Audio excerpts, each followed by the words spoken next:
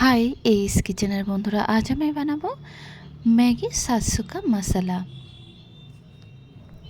তাহলে বন্ধুরা চলুন দেখে নেওয়া যাক ম্যাগি সাতসুকা রেসিপিটা। ম্যাগি সাতসুকা বানানোর জন্য এখানে আমি নিয়েছি দুটো ম্যাগির প্যাকেট থেকে ম্যাগিগুলো বার করে নিয়েছি, আর দুটো মশলা তার সাথে নিয়ে নেব কিছু ভেজিটেবল, যেমন নিয়েছি দুটো পেঁয়াজ, 4 থেকে 5টা রসুনের কোয়া, কাঁচা লঙ্কা, পাতিলেবু, দুটো টমেটো, কিছুটা ধনিয়া পাতা আর দুটো ডিম। প্রথমে ভেজিটেবলগুলো কেটে নেব। প্রথমে পেঁয়াজটা কেটে নিচ্ছি, দেখুন একদম ছোট ছোট করে পেঁয়াজ দুটো কেটে নিয়েছি। এরপরে রসুনগুলো একদম ছোট ছোট করে কুচিয়ে নেব, লঙ্কাগুলো একইভাবে কুচিয়ে নিচ্ছি। এরপরে টমেটোটা কেটে নেব, দেখুন টমেটোগুলো কিন্তু ছোট ছোট করেই কুচিয়ে নেব। তারপরে ধনিয়া পাতাগুলোও ছোট ছোট করে কুচিয়ে নিচ্ছি। ভেজিটেবলগুলো কাটা হয়ে গেলে মিডিয়াম ফ্লেমে একটি কড়া বসিয়ে কড়াইয়ের মধ্যে বেশ কিছুটা সাদা তেল দিয়ে দেবো, 3 থেকে 4 চামচ মতো। তেলটা গরম হয়ে গেলে কোচানো রসুন দিয়ে তারপরে দিয়ে দেবো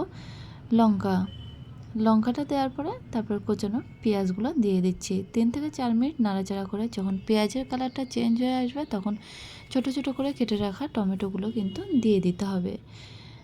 দিয়ে গ্যাসের ফ্লেমটা একদম লোতে রেখে আমি কিছু মশলা দিয়ে দিচ্ছি। প্রথমে ছোটো চামচের 1 চামচ লবণ দিয়ে দিচ্ছি, তারপরে 1 চামচ হলুদের পাউডার, 1/2 চামচ গোলমরিচের পাউডার, 1/2 চামচ জিরে পাউডার, তারপরে দিয়ে দেবো 1/2 চামচ ধনিয়া পাউডার, তারপরে সবশেষে কোচানো ধনিয়া পাতাগুলো দিয়ে দিচ্ছি। আর তারপরে দুটো ম্যাগি মশলার প্যাকেট কেটে কিন্তু দিয়ে দিচ্ছি। মশলাগুলো একসাথে বেশ ভালোভাবে একটুখানি কষিয়ে নেওয়ার পরে তারপরে জল দিয়ে দেবো। আমি এখানে জল আন্দাজ মতো, অর্থাৎ 1/2 চামচ মতো বিট লবণ দিয়ে দেবো। তারপরে 1 টুকরো লেবুর রস দিয়ে দিচ্ছি। তারপরে কিন্তু ম্যাগিগুলো দিয়ে দিচ্ছি। ম্যাগিগুলো দিয়ে বেশ 5 থেকে 6 মিনিট মতো মিডিয়াম ফ্লেমে রেখে দেবো। ম্যাগিগুলো অনেকটাই গলে এসেছে। এরপরে ডিম দুটো আলাদা আলাদাভাবে ভেঙে এরকমভাবে কড়াইয়ের মধ্যে কিন্তু দিয়ে দেবো। তারপরে গ্যাসের ফ্লেমটা একদম লোতে রেখে একটা ঢাকনি দিয়ে 5 মিনিট রেখে দেবো। 5 মিনিট পরে ঢাকনাটা তুলে নেব। ডিমটা কিন্তু সিদ্ধ হয়ে গেছে। ওই ডিমের উপরে আমি দিয়ে দিচ্ছি কোচানো ধনিয়া পাতা।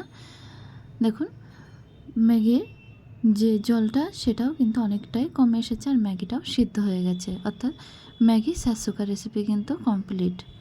এখন এটা সার্ভ করার পালা। ম্যাগিটা যদি আপনারা এরকমভাবে বানিয়ে, অর্থাৎ ম্যাগি সাতসুকা বানিয়ে যদি বাচ্চাদের দিতে পারেন, তারা কিন্তু আরও খুশি হয়ে যাবে। বাচ্চা থেকে বড় সবারই পছন্দের খাবার ম্যাগি সাতসুকা কিন্তু খুব সহজেই, খুব কম সময়ের মধ্যেই বানিয়ে ফেলতে পারেন। বাড়িতে গেস্ট আসলেও এরকমভাবে ম্যাগি বানিয়ে কিন্তু দিতে পারেন।